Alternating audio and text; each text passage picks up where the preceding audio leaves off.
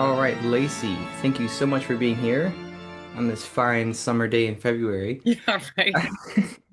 So I'm just gonna ask you to introduce yourself, say a little bit about like how many hats you wear, other than the one you're currently wearing, and and then we'll kind of get the conversation going from there. Cool. I wear so many hats. Like I probably wear too many hats right now, but I'm really just trying to I'm in a process of coalescing all my hats, like patchworking them together. um Yesterday I was thinking about it like in the terms of doing shadow work and like my work is really I'm a Scorpio. My work is very scorpionic. So I work in grief. Like grief is my sankalpa. That's what got me into really into the healing arts. Um, but I'm also in school studying addiction recovery. I'm a registered cadet counselor. I'm doing an internship at a recovery center, and then I'm also working with rage. So grief, rage, addiction recovery, um, you know, just trying to figure. Then we're gonna talk about microdosing, but microdosing is such a great medicine for all of this. Yeah, right on. Oh my God. Yeah, everything that you're saying is like I feel like you're going, I'm gonna plunge into the depths of all the most intense stuff that exists, all the like the stuff that people don't want to like face, and Mm. I'm gonna make that my primary focus of my work, right?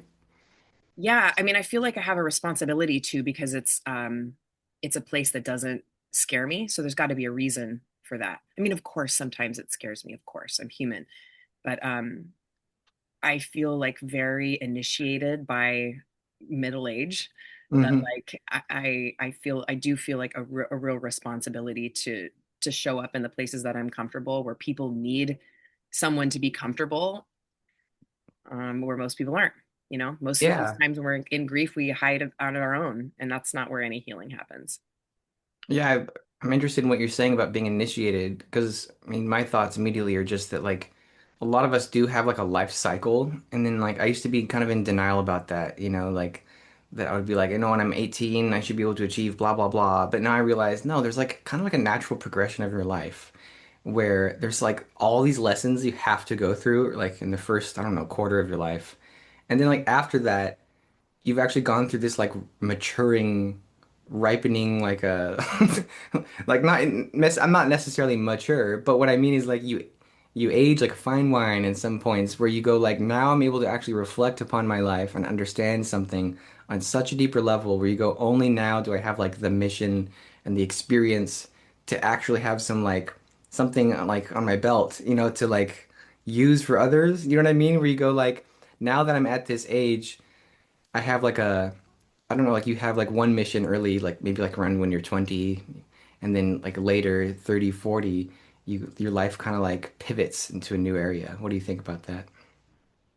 Yeah, I feel like you can have a focus maybe in your 20s, and then life hands you what it does, and it helps shape you. And so there's no way to really know which where you're going to be sharpened. Um, I don't know. I have this story showing up in my brain that wanting to share. Is just I did a yoga teacher training a while back, and I've also done a breathwork facilitator training. And I came out of my yoga teacher training. First off, one of my teachers, one of like the best yogis in the world. Like I just bow so deeply to her. And I came into Yeah. that training being like, I'm not ready. Like I'm not ready. And the breathwork facilitator, even more so. I think breathwork is kind of like to be a breathwork facilitator is kind of like being an ayahuasquero. Like you're holding people in such a vulnerable, open, like like really deeply spiritually open place, and Yeah. you damn well better know how to hold that energy. And then you've got like 20 something year olds going into these trainings, and they study it for a week, and then they go out in the world and like, boom, this is what I do, and I'm awesome at it. And I I mean, maybe some of them actually are. I'm not trying to throw shade on all the 20-year-old Yeah. practitioners, but for me, it took the initiation of, I mean, really middle age. There's so much shit being talked about perimenopause, and for me, it's been this incredible initiation. It's like you are no longer a child. You actually like this idea of readiness, like I feel this responsibility to be like, I'm not an elder yet, but I'm like looking forward to being an elder. Like I have the responsibility to Yeah. share my wisdom. It's not about my ego anymore. I'm not trying to prove that I know something. I've experienced enough, and now I must, right? Yeah, absolutely. Oh my God, there was a lot there. So my brain kind of like got overloaded with stuff where I'm like, I'm thinking about my own thoughts now. Because I'm like, okay, I'm not like, I'm in my late 30s. I'm not there yet at all, but I'm like, I'm not close to perimenopause, is what I'm saying. Never get there. I'll always try. But yeah, when you were saying like responsibility, made me think of like a cheesy quote I had heard before where someone is saying it's an ability to respond when you have a responsibility. So instead of thinking of it being like, oh, I have this weight on my shoulders, this burden I have to carry, it's more like you finally have the ability to like be in charge. So it's almost like you reach a point where you go, I don't know, I don't really feel like a leader, but life has like humbled me enough to where you can finally be a leader without any of the like oh, this will be fun and interesting. You know what I mean? Like maybe someone who starts off life and they go like, I'm in charge now. But you have like life put you through this process where you just go, okay, I'm ready. I've had enough happen. Like what I was even thinking is that like those 20 something yoga teachers or breathwork people, like maybe they are ready. Maybe there's some people who are like really intense and they just like start life off and they're like, this is what I'm supposed to do.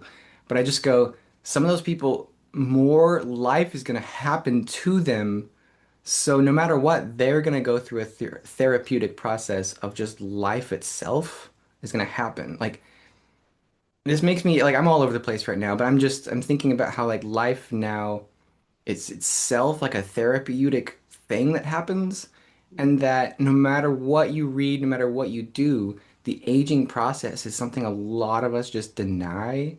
Like I do it. I've had this thing where like I don't factor it into all of my plans. Do you know what I mean? Like no matter what I do, my life goes through its own little story. And sometimes I'll even be thinking about the future of the world all the time. And then I'm like, I have my own little like arc that's going to occur. My own little story that's like held within itself. And then I had another thing I thought, which was the you going like looking forward to being an elder. And I'm like, I wonder if there are like slightly older souls. They're born kind of old, you know what I mean? So I've had that thing too where when I was a little kid, I had no problem with being an older person. So like obviously I always wanted to be like the grown-ups. I would sit with the grown-ups and go listen to what they had to say and I still like to go play, but I wouldn't like as resonate as much with the children even as a kid. And then even now I'm like I'm ready. Like why do I still look and sound so young? Like I want to be the like old wise man so that people look up to. And then I realized I'm like, well, you're getting there. Every day you're just gonna get older and older. So, um, yeah, I could just kind of rant about my like theories about life and aging for a while. But what are your thoughts right now? I mean, I'm doing the same thing as you. I'm like, oh, I have so many different things to say. Yeah. I do want to like just reiterate that I'm not casting shade on any 20 something year old healer because we're No. all born with different, Yeah. right? And then by the time, if somebody gets into their healing arts in their 20s, by the time they're my age, it's going to be so sharp and so defined. They're not going to be wearing as many hats as me, right? They're going to Start already, early, right? You should yeah. start early. If you're lucky enough to know what you want to be when you grow up, at a young age. I didn't figure out what I wanted to be when I grew up really until my late 30s. um, yeah, and then another thing I was thinking about the aging and about like I guess catching what life throws you. I just this last weekend, I don't know if you've seen that I've been doing these grief dances with Hmm. Adam from Ecstatic Dance Slow, and honestly, it's they've been such a beautiful offering. I've been so like I've been praying since my 20s to find my service. Like what is my service? What is my service? And then I've always like been afraid. I mentioned my ego earlier. Like I'm so afraid of bringing my ego into my service that I just haven't been of service, because I don't want to be like, look at me, I'm a healer. It can't be about that to me. Yeah. And this is such an incredible offering to just be like, okay, we're just going to hold people in their embodiment and just hold space for people to do their own healing. We're holding the space and facilitating where is necessary. And it's been like an answer to so many of my prayers. And I identify as someone who's wildly resilient. Like I'm one of the most resilient people that I know on the planet. And I was talking to a friend the other day about how, like, wow, I must not be as resilient as I used to be because it took me 2 days to recover from the grief dance. I mean, mostly I'm sitting in gratitude and I'm sitting in this, like, oh, wow, my spirit's finally putting me to work. This feels so amazing. And I'm exhausted and I need my hands on the earth a lot more than I normally do. And there was just a lot going through me. And a friend of mine brought up like, yeah, maybe it's true, maybe you're not as resilient as you used to be, and then also like maybe you're not used to holding space for like 40 screaming crying people. There's also that. Right, there's just learning, there's just learn this so much learning that goes into it, and staying humble and being aware of your own limitations, your own capacity. I'm I don't know, I love getting older and just keeping having to except that I never know myself. There's always a thumb on me. Um, Yeah. yeah.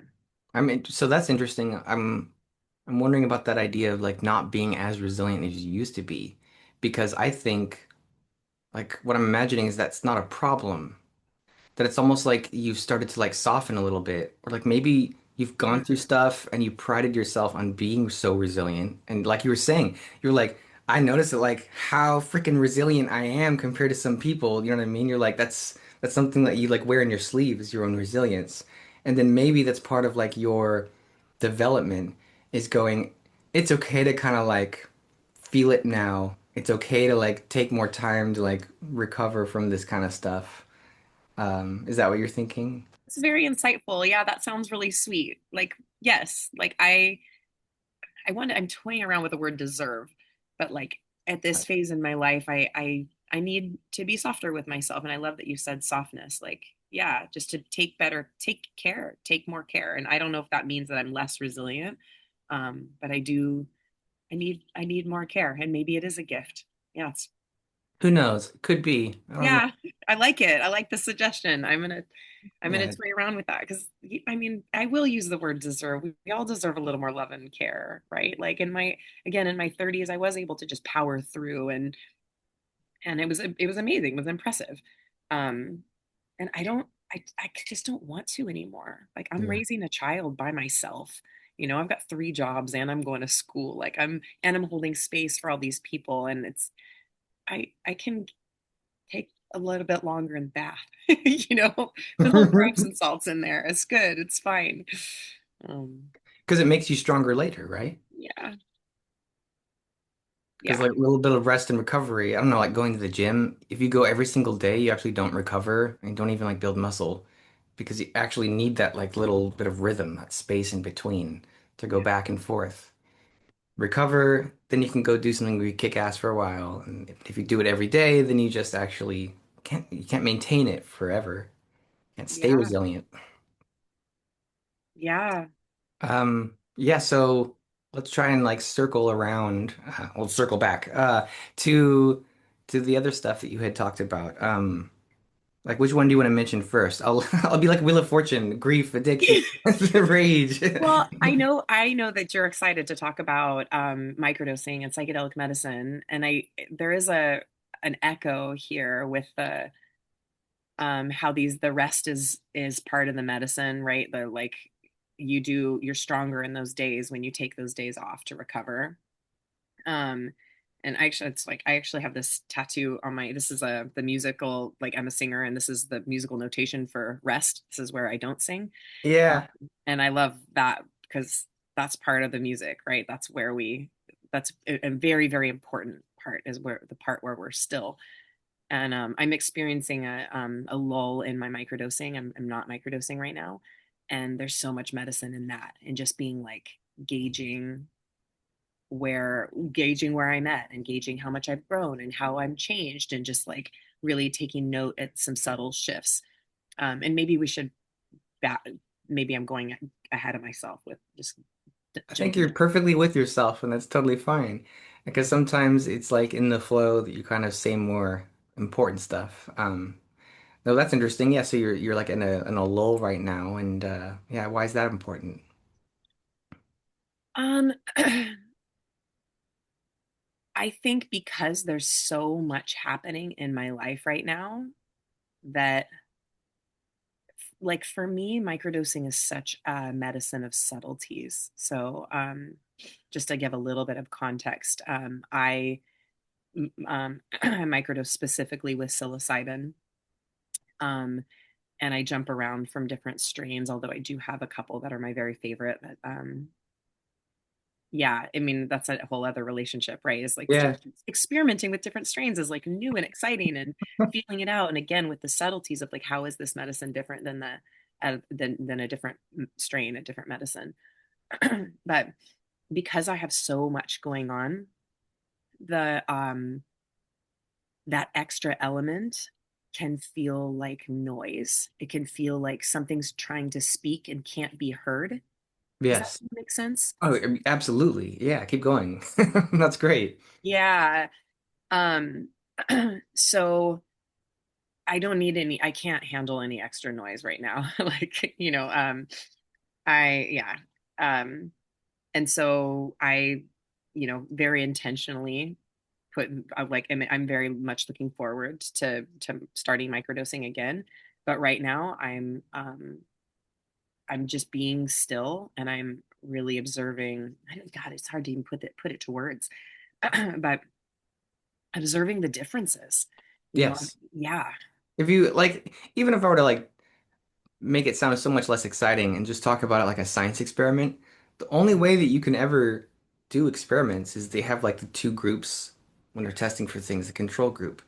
You yeah, have to know, like, is this thing just something that I added into my life forever to be fun and interesting and healing? And you're like, well, is it doing anything like to know if it's really working is to not have it in your life for a while yeah. and see the differences. Like I've had this thing that I always think about, which is when let's say someone has like a habit and they what they're doing is after a while your brain kind of like chooses to focus on the craving or whatever. So they're going like, man, I crave this thing all the time. But what I tell people is I go, you're not craving it 100% of the time all day long. Mhm. What if you could switch to thinking about the times when you're not?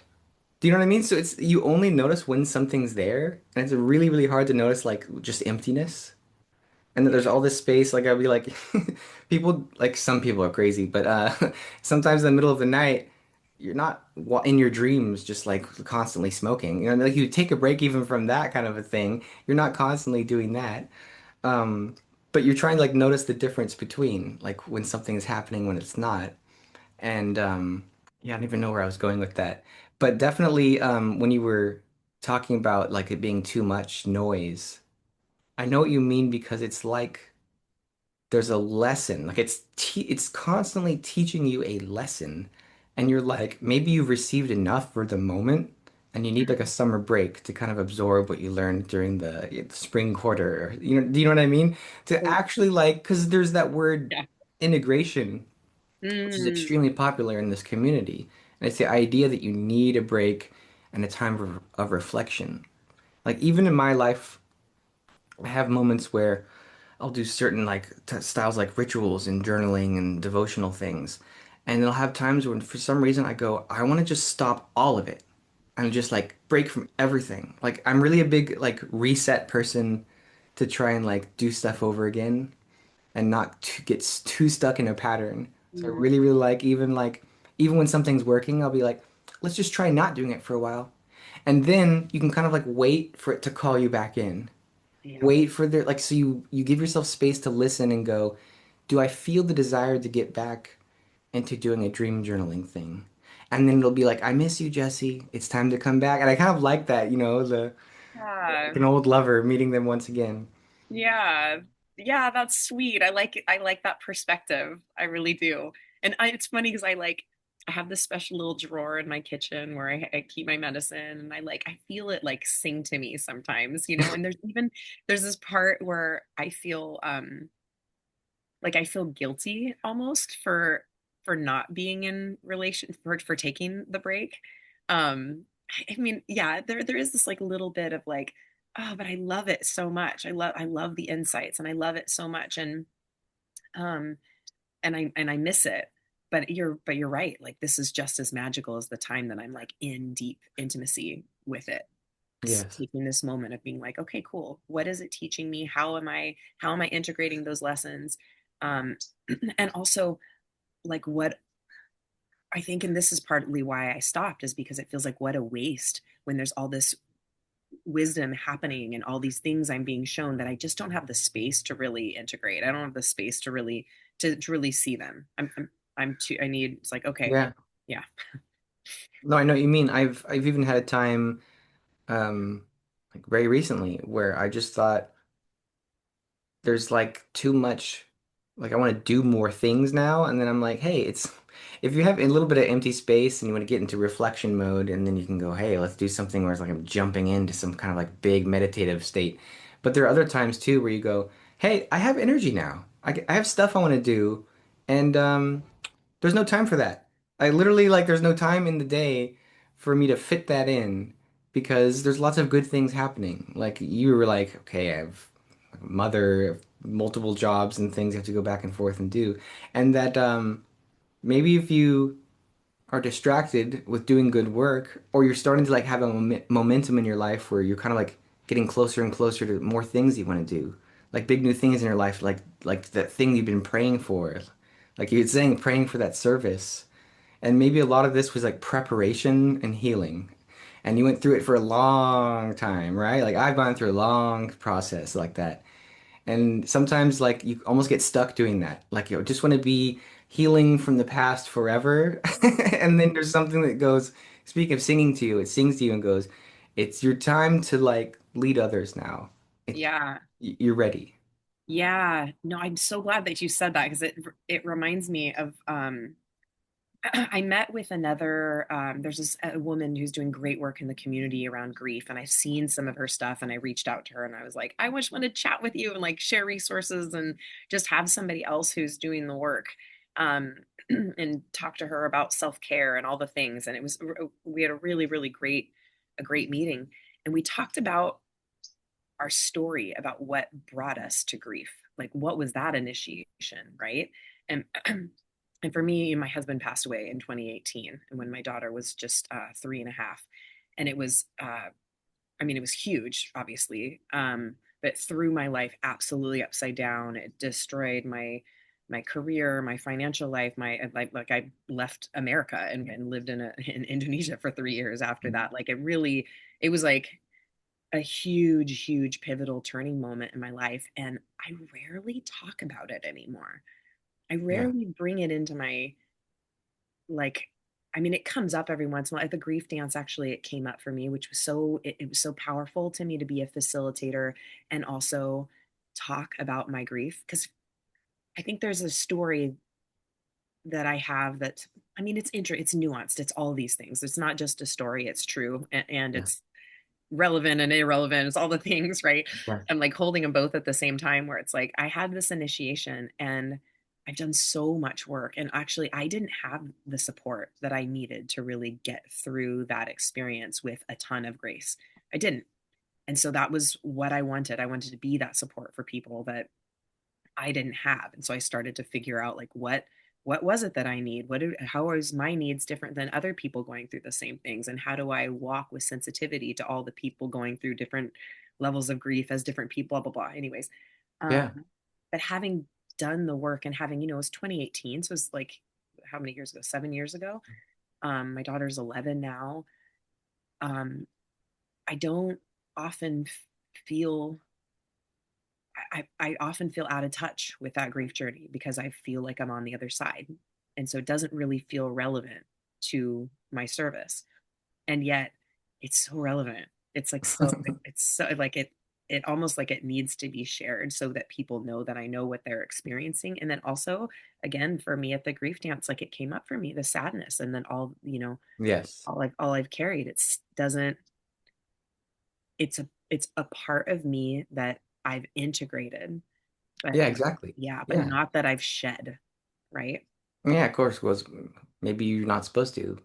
yeah, I mean, and that is a question for a lot of people in grief is like, do I move on? There's a fear. People don't want to move on because that somehow disrespects whatever they've loved and lost.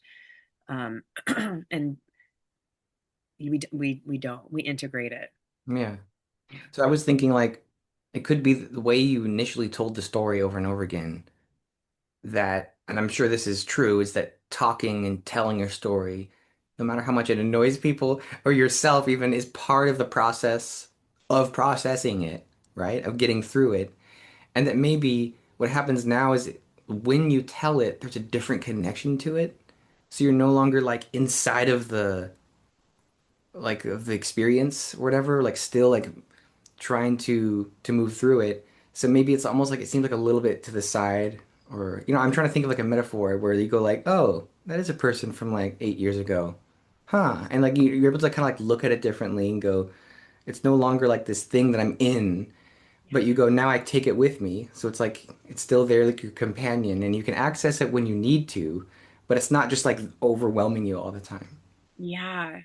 Yeah, absolutely. And even, I mean, this is something that I don't talk about with clients very often because oftentimes people don't want to, like when people are in their, especially fresh grief, they don't want to be told, like, one day this will be something, it's like, that's awful. It's offensive to people in their fresh grief. Um, and where I'm at right now, I like my grief is on my altar. Like I am so grateful that I have loved and lost because it's created who I am. It's defined my service. It's given my life meaning. It's like, the other day my daughter said something so beautiful and insightful. Like, well, Yeah, we were taking a walk downtown and she was like, I wonder who I would be if my dad didn't die. And I'm like, wow, what an important question that there's no answer to, right? That just we can chew on forever. Like I don't know who I would be. and yes, and then we're like, what if he didn't die? And then we were able to like look at the beautiful things that happened in our life because we moved to Bali and we have this whole life in Bali that's so precious and sacred to us that we wouldn't have if he was still alive. Of course he would be alive, there's all these things, but yeah. it's just so colorful. There's so much spectrum of experience that it's hard to even say what is good and what is bad. Yeah, I mean that's a good sign where you guys are at is that you're able to almost just be curious and interested and like and look at the past in a different way of being like, I wonder what would have happened instead of like why, maybe like stuck in the why phase. Yeah, yeah, totally.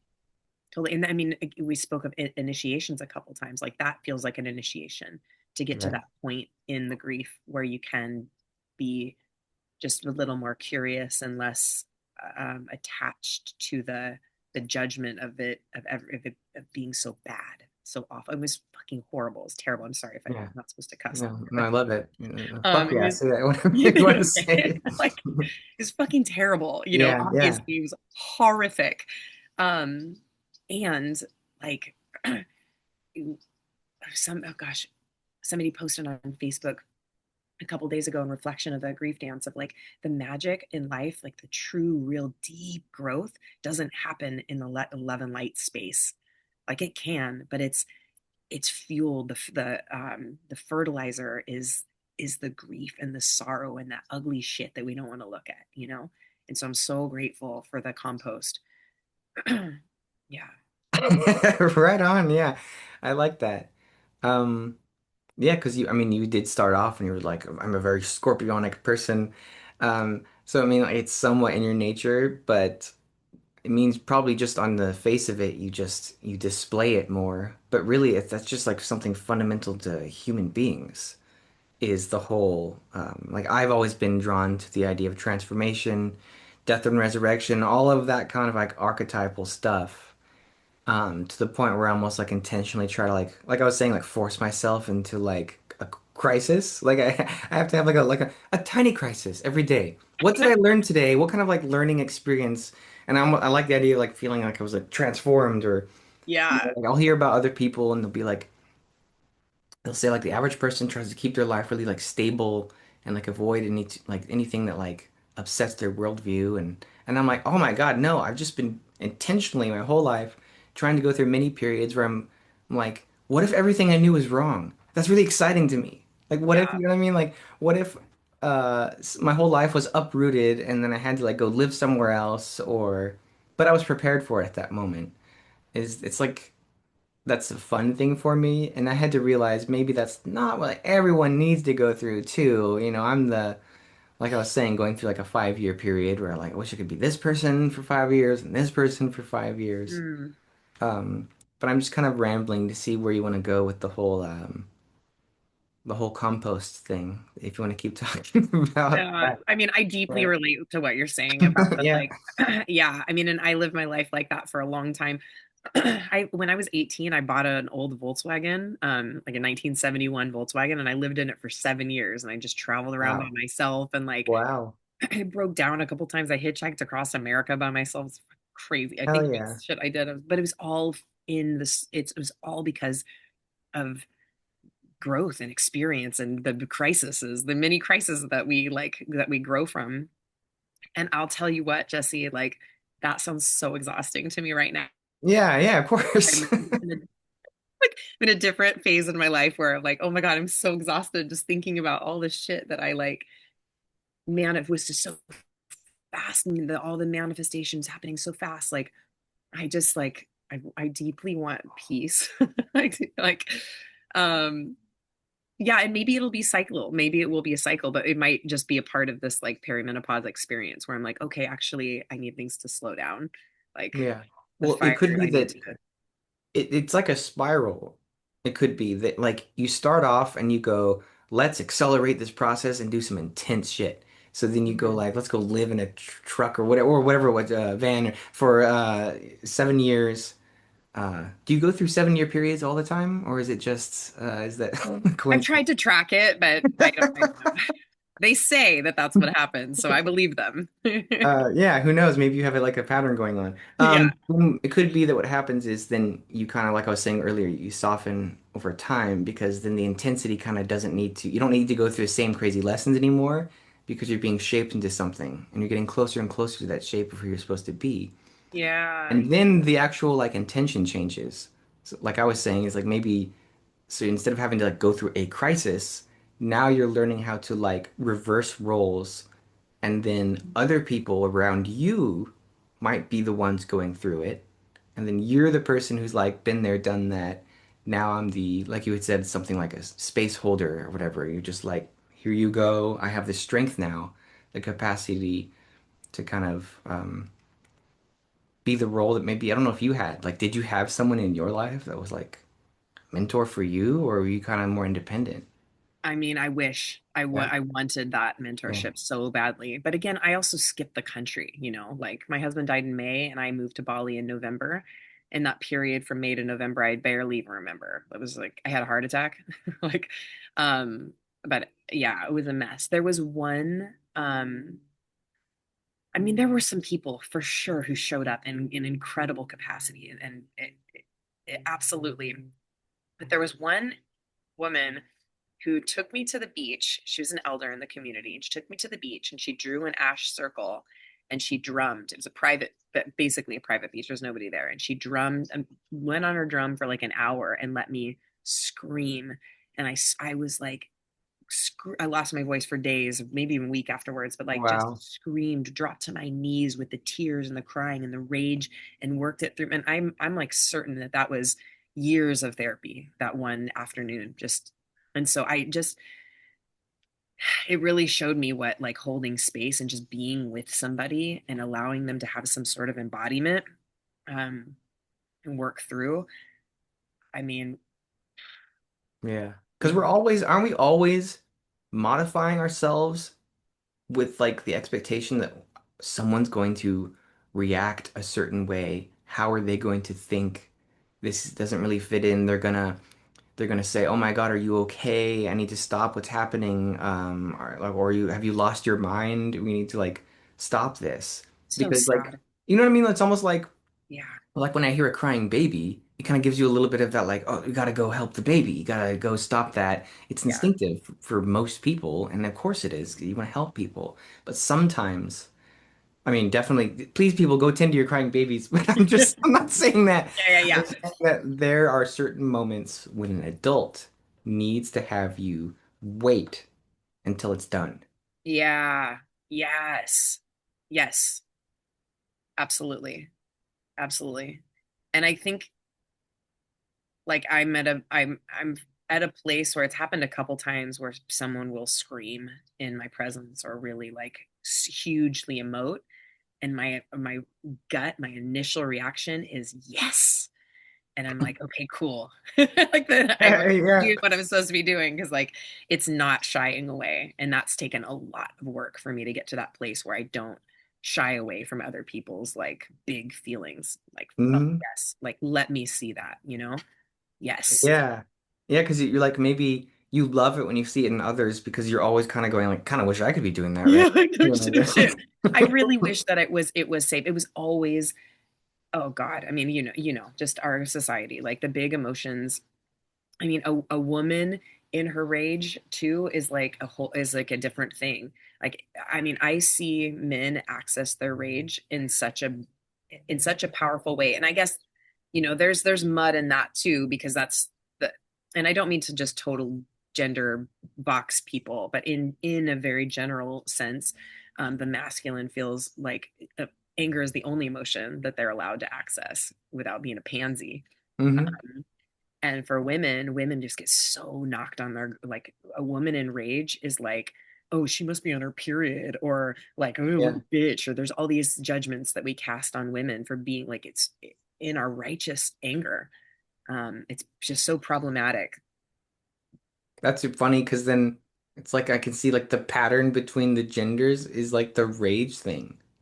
I mean, Mm, maybe I'm just making this up now, but you're saying it's almost like the toxicity of like the, constraining of all the emotions that we're gonna have is you're just like this side uh just rage. This side never rage. And I'm like, oh, that's what they have in common is maybe they should just go and like flip every once in a while, you know what I mean?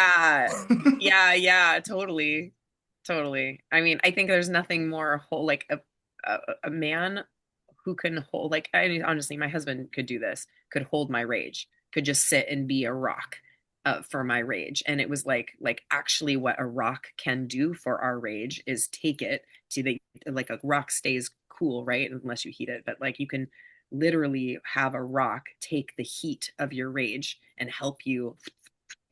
Um, yeah, I hosted a couple like round table discussions on rage. I've been calling it the Rage Salon. Um, and it was really interesting. Just, it wasn't like I wasn't teaching the class or whatever. It wasn't that. It was just, it was a roundtable discussion. Like, let's talk about how potent this big thing is. Rage is so big, and it has such a bad reputation. It's only a bad reputation. Like, something hmm so big and potent can't be all bad, right? It's the same thing with grief. Like, it's so big Yes. and potent, it can't be all bad. There's some magic there. There's some meaning. There's some way that we can um, work with it and use that fuel to get something done or to understand something. But it can't just be something that keeps us separate. There has to be a way to work with it. And it was really awesome having conversation with people um who are willing to like enter a sort of dangerous conversation about Yes. like rage is scary. Yeah. Hey, can I make this conversation dangerous? Because I want to take it somewhere fun. If I can out Scorpio you. Um, you're talking about rage, and that's fine. But I'm gonna add like a little craziness to it. I love I'm that. gonna add the word hate Mm, because we really don't want to say that word. yeah. I bring that word up, and people bring up an immediate defense against me. Because I'll even joke to people. I'll be like, "Man, you hate them, don't you?" Mm, No, I don't hate anyone. And I'm like, just to let yourself say it. Just say it for fun. Just talk about how you hate people. It is such, we censor ourselves like crazy with the word hate.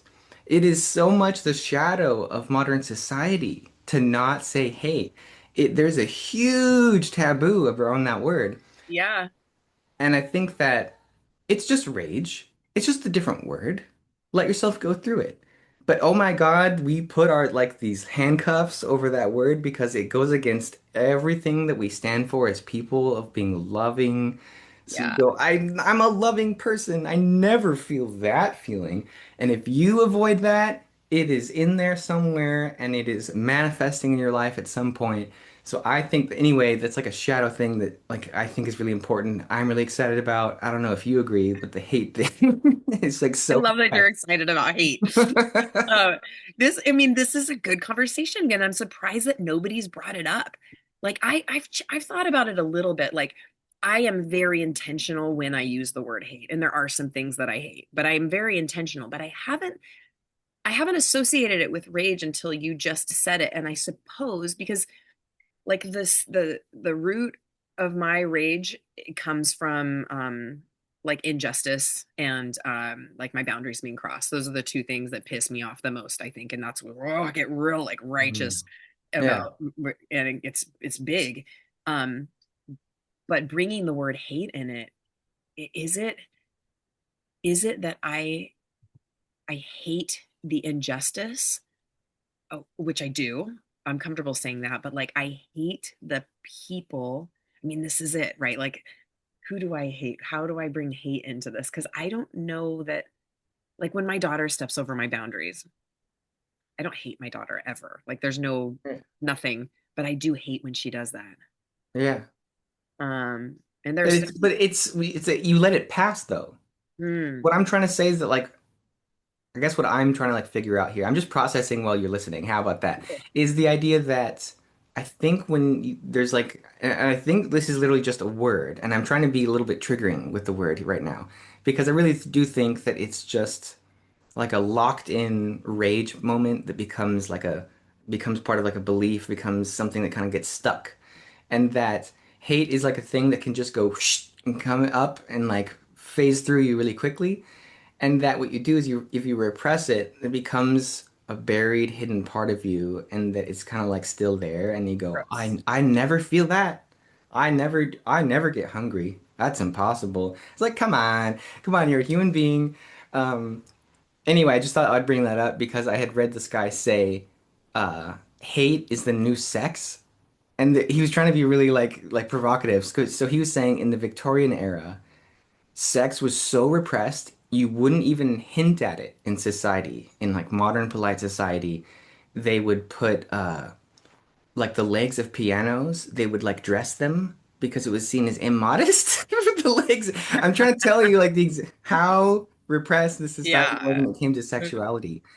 But so it was that kind of thing where they would go, "Oh no, like I wouldn't even ever have that thought whatsoever." But then it was just buried and just like bubbling up in society and happening everywhere, and it was just and there'd be like crazy ways that it would appear, like whack-a-mole. It would just always Yeah. you suppress something, it's gonna come out. Um, but then now he was saying like that word specifically is like another new repressed thing where you're just like, don't. And I'm a big guy who looks for the things that you're like really supposed to avoid talking about, and then I find it Yeah. really juicy and interesting. But that's just my contribution to the rage conversation. Yeah, it's worth talking about because I mean, like as somebody who's I haven't really explored, I mean, just a little bit, but like when I think of hate, I think of intentionality. Like I think of I like, see. but I get that like you're toying with it in a different way. Like just say it, Yeah. just see how it feels to say it. And I Yeah. wonder, like, I don't know. Okay, if this is might be a let's see if I can draw the parallels here, but I'm thinking about. So I work in addiction recovery and host like addiction like recovery groups, and I'm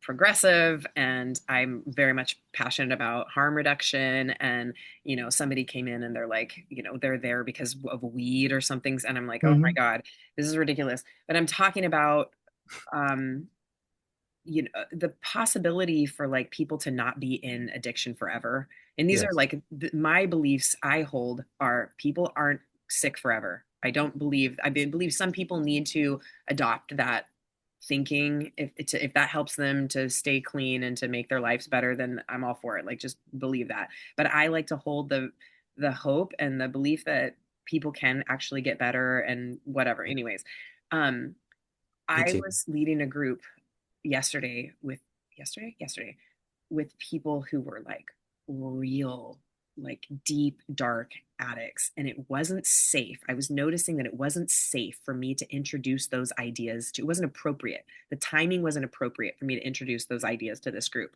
What they needed is to be like, get the fuck away from anything that triggers you ever, like, because it's just Yeah. not safe. And I wonder, like, I mean, rage is one of those things too, right? There are people who can't really toy around with the idea of healthy rage expression or rage metabolism or like, how to be communicative, and like they just see red and they fucking hurt somebody, right? So Hmm. like those people need a different level of rage management than say you and me might toy around with the idea of like, let's see if we can go from a 10 to a 4 and have conversations in that, maybe even we can do it from a 6. Yeah. um, and then I'm curious about bringing hate in that too, in that sort of dynamic of how different people, it might hold different energy and different vibration, and maybe it's not safe for some people to say hate or like Yeah. toy around with how that feels in their body or whatever, because it holds some trauma or holds some like just inability to carry the weight of the bigness of it. I Mm. don't know, just kind of throwing Yeah, it like absolutely. that. Yeah, absolutely. I'm always trying to avoid a Harry Potter reference in any conversation, but they come up. So You want it's to do the, it. the Voldemort thing is the he who must not be named. And there's all the people that go, you can't say like, oh, don't say the thing because it's like something bad will happen. If Yeah. you say that word, like it's almost like you're gonna hurt someone with the word, right? Yeah. Whatever. And then the girl's like, fear of a name only causes fear of the thing itself. And I just thought, okay, that I'm bringing that in because I think that's a good metaphor for like, I think the second that you name something, then you have it, and it's like you're holding it when you name it. And then you go, okay, what am I gonna Mhm. do with you? Yeah, It's yeah. gonna throw you away and get rid of you now. Done with you. So it's like looking at something in the mirror, facing it, and then going, okay, we're done. Now I saw you were in my house. Now get out of my house. Yeah, totally. It is a great way to take the power back. Totally. Um, but I will challenge you, as I do think you like bringing Harry Potter references into conversation. Yes. Yeah. Yeah, I think I like it. So thank you for that, bringing that into the conversation. I'm gonna practice. I'm gonna toy around with it. Right on. Okay, yeah. What else you want to go on from here? We have a little bit of time here. What Have do we I want skipped to talk past about? anything? We've talked about most of the stuff. Oh, Yeah. You know what I would like to talk about is so I actually don't get an opportunity to talk about microdosing or psychedelic medicine. I was yeah. excited um Yeah. to step into that space with you a little bit. Um I'm having my website redone right now, and it's been like such such a process of like marrying all the things of like grief work, the rage, addiction, and microdosing. Like microdosing does seem like this like kind of sharp left, like random turn, like a side alley in a way. Just I mean, I understand it and you probably understand it, but like presenting it to people in my website and um making it not seem so random, and then also making it not seem so like necessary. Like I want people in, especially people in fresh grief, like it's super inappropriate for people to be microdosing or doing psychedelic medicine. Like I Mhm. think fresh grief is psychedelic enough. Like Yes, right, exactly. like you're Yeah. already in your own little ceremony. Let's get your feet on the ground. Where I do think that microdosing and psychedelic medicine is appropriate in the grief process is I hesitate to say prolonged grief disorder. Are you familiar with this prolonged grief disorder? No, I mean, yeah, tell me about it. It's new and it's mostly bullshit. Like Yeah. prolonged grief disorder is a diagnosis that people can get if they're still feeling grief after 1 year. Oh, come on. Come on, exactly. That needs a new name. It's horrible, but it actually is a new name. So it's a fairly recent diagnosis. They just developed this. And the only benefit that I can see is that for insurance purposes, for people to get the help that they need. But as we know from Western medicine models, the help they need, the help that they think we need is oftentimes medication. Um, so I really want to hold a stake in the ground that prolonged grief disorder is not 1 year. That is bullshit. And then after, after, again, my husband died in 2018, and I still every once in a while have these pangs, right? Yeah. And that's okay. I'm not trying to get rid of that or shake that. Um, so when I would bring in microdosing is after some years, if people have got into this, just the cow paths of our mind of being so sad. So if every day we reinforce this feeling of sad, and we haven't made any space for accepting, meaning, hope. I mean, acceptance, meaning, hope. Like those three things are, I don't want to say the silver lining of grief because that's gross. But Yeah, I see what you mean. they're available. Eventually, they're available. And if we can't make room after some years, if our life is still just a dark place after some years, then maybe we can introduce a beautiful medicine that helps us with neural pathway regeneration, that helps us with neuroplasticity in the brain, which to me is just introducing freedom. Like our minds get so locked into the way that we think and we operate, and so adopting new patterns is really challenging. And there's help available. You don't need it, but it also doesn't need to be so hard to develop new patterns, to develop new ways of thinking, to make some spaciousness, to just like there's some room for joy here. There absolutely is. And to me, that's when I would bring in microdosing to somebody's grief journey. Um, and then for like in a grief journey for like a macro dose, um, I would say if somebody is familiar with the medicine, they already have a relationship with the medicine, a macro dose can be really powerful for the acceptings piece, and also for figuring out how like grief can shake your belief system. Like my belief system about God and the universe and energy was different in 2016 than it is now, Yeah.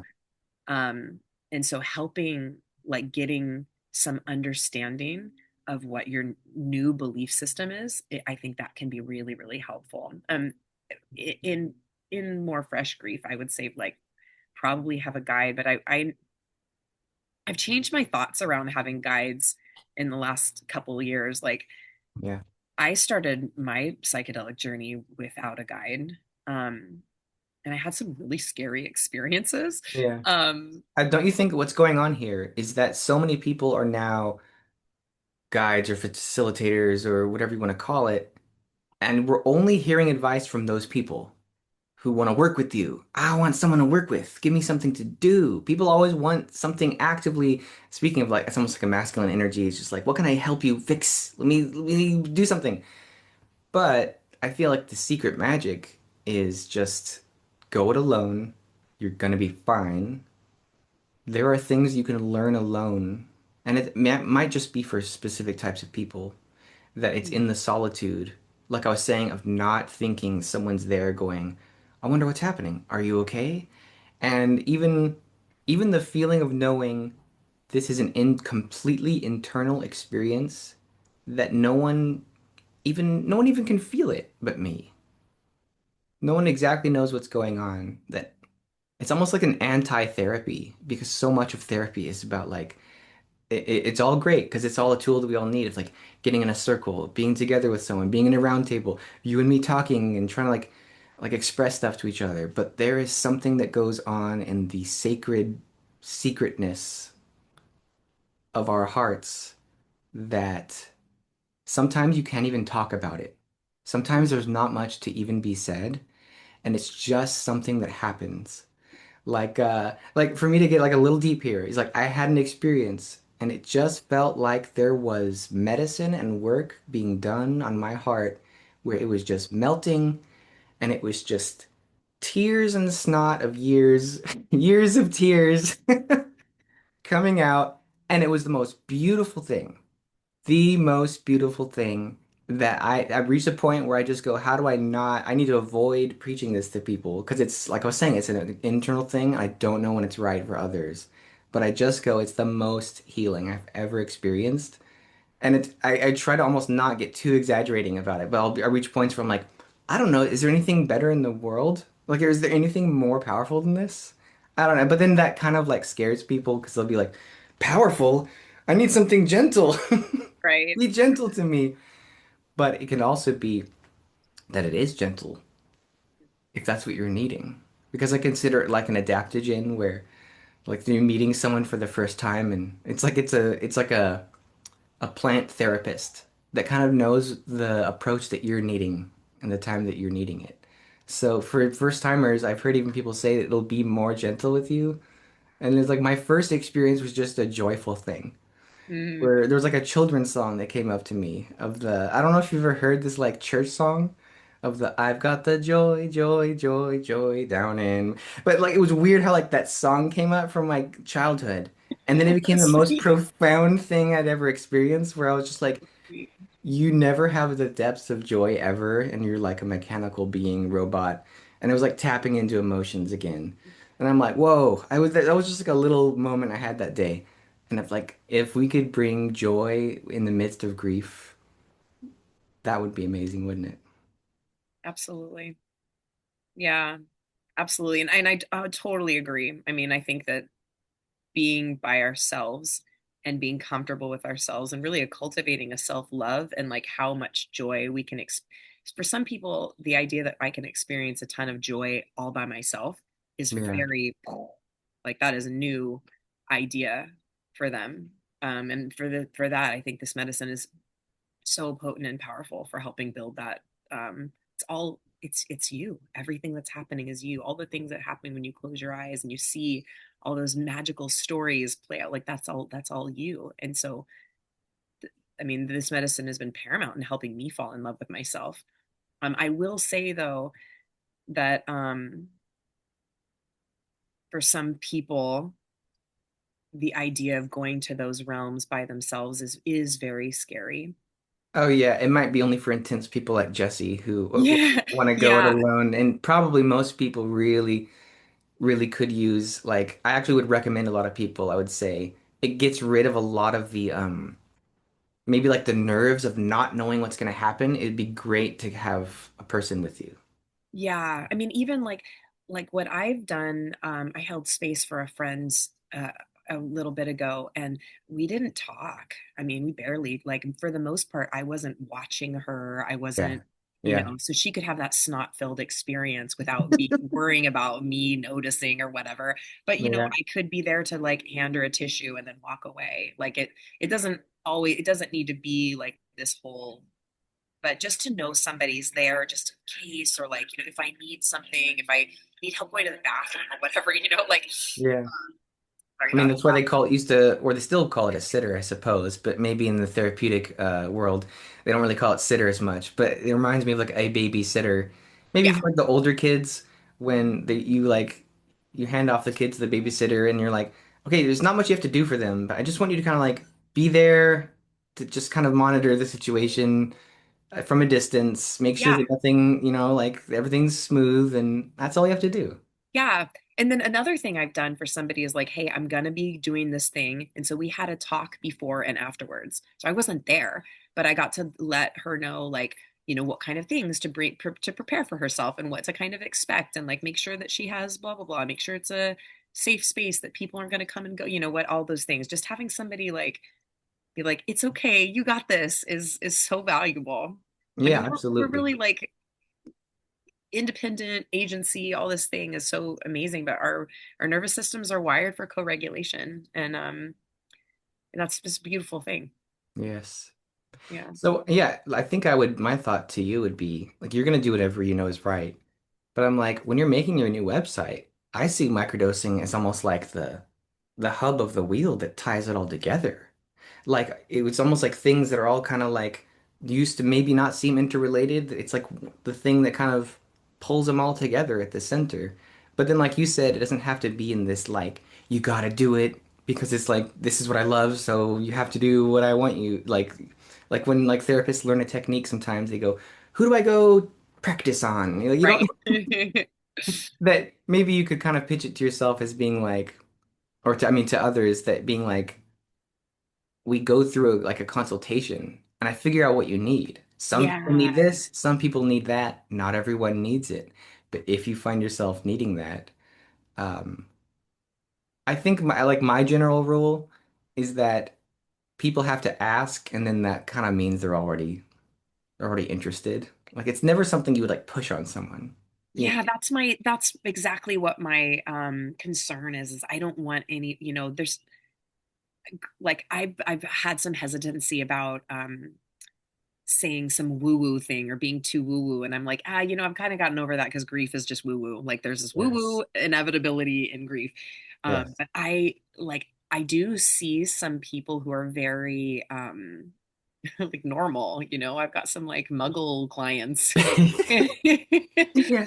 And I wouldn't want to, like, they're so valuable to me. I learned so much from them and I'm so humbled and honored to hold space for them in their grief. And my concern is that they might never have come to me if they would have gone to my website and seen and had psychedelics thrown in their face. Yeah. But you're right in that suggesting that there might be some like way more gentle ways it's not thrown in their face. But um Yeah. No, you'll find that, and maybe you're right. Maybe that actually is right, and it's just something that's going to be one of your gifts that is waiting for people. I've definitely gone through that too with my have you ever been hypnotized? Do you want to do hypnosis? And then like just the words themselves are like, what the heck are you talking right. Are about? you What going to is pull a this rabbit out of a hat? crazy? What are you going to do? Yeah. What are you talking about? And I'm like, no, no, no, it's not that weird. And then I'm like, okay, now you're in defensive mode and now you're pushing an idea on someone. And Yeah. I'm like, okay, no, they'll get to it eventually. Uh, so we're kind of like at our like hour mark here. So Okay. even though I could talk to you more and more, and I love the depth of your energy and this conversation. I always love Uh, being in conversation with you every single time. So I was looking yeah. forward to this. So now I kind of it's like the point of the show where it's like just kind of tell people your information, where to reach you.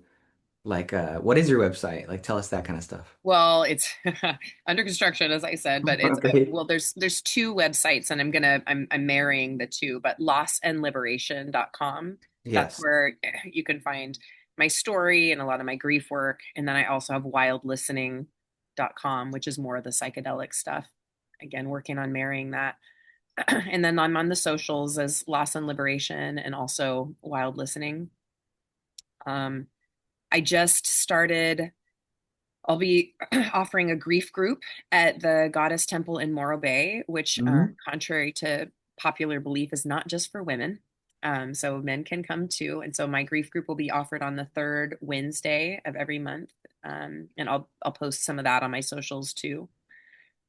Um, I had just booked my retreat center in Bali, so I'm doing my first retreat at the end of the year, December 28th through January 2nd. So we'll do a New Year's and like harness the symbolism of the new year and do kind of, Wow. yeah, it'll be like a loss of integration. Um, Hmm.